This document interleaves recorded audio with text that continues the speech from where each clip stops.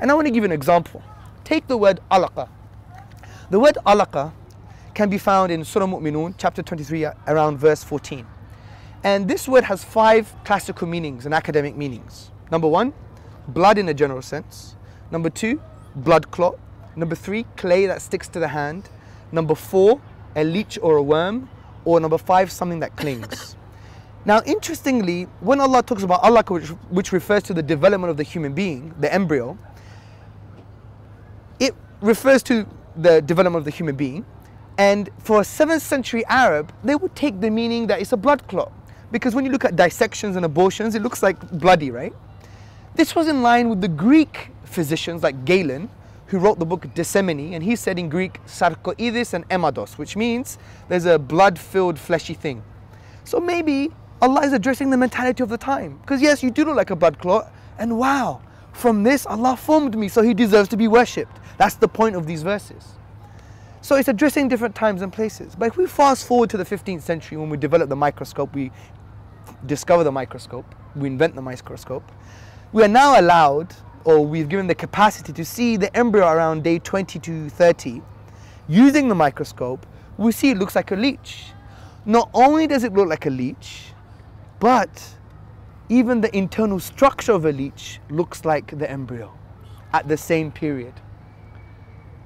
Isn't that fascinating? So it addresses different times and places to make us believe that look who you were, look what you were, and look what you are now, so God deserves to be worshipped.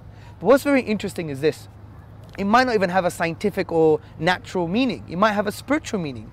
God is probably telling us, maybe from a tadabbur point of view, from a reflective point of view, hey, you're a leech. What does a leech do? It's a parasite. It drains the resources of its host. And we were just like that in our mother's womb. We drained her resources. So it's as if God is telling us, lower the wing of humility for your mother, because she sacrificed for you willingly. Be compassionate and loving to your parents, especially your mother. Because look, you were like a leech, like a parasite. You know what's very interesting? Professor Lord Winston from Imperial College University in London, he says the following words, that the leech and the embryo act in the same parasitic way. Isn't that amazing? Now, it may even have no meaning. Or we may not have any meaning that we could find in science or today's reality. But that's fine, science will catch up, because that's the whole point of science. And it's as if God is saying to us, you may not really know what this means now, but it's encouraging us to develop scientific advancements in the future.